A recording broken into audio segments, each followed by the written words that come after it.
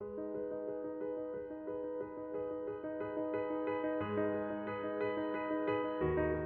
world produces more than enough food to feed everyone on the planet today.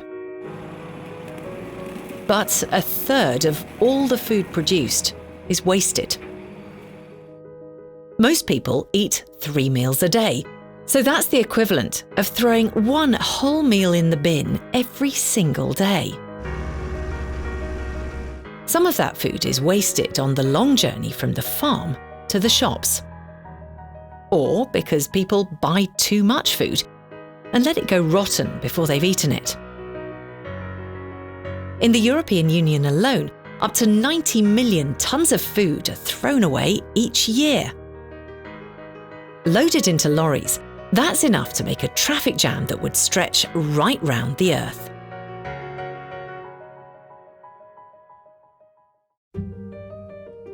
But while we produce enough food for everyone in the world, it's not shared equally, and some people don't have enough to eat. People living in poorer countries eat a lot less than those living in richer countries, and there are some people in all countries of the world who find it hard to afford enough food. But as the demand for more food carries on rising, it's even more important that we waste as little food as possible. In 2016, France became the first country in the world to ban supermarkets from throwing away unsold food. Instead, they now have to give it to charities and food banks for those who are struggling to afford to eat.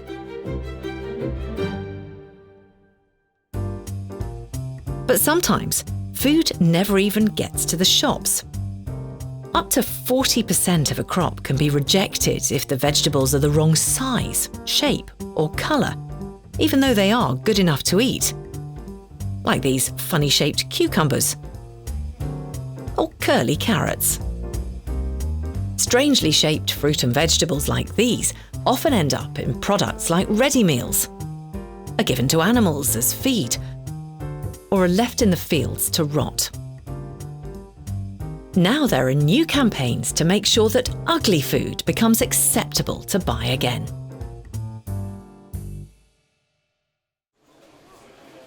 Some shops now sell food with little or no packaging, allowing people to buy the exact amount they need. This also cuts down on the other waste product from the food we buy, too much packaging. We can also think about creating less food waste by changing the way we cook. When we make a carrot cake, we throw away the carrot peel, even though it's good enough to eat.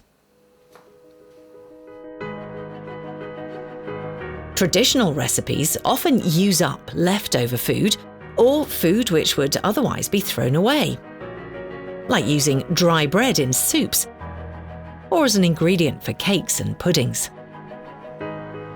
Thinking of new ways to use old food instead of throwing it away could be a recipe for the future. Saving food is good for everyone.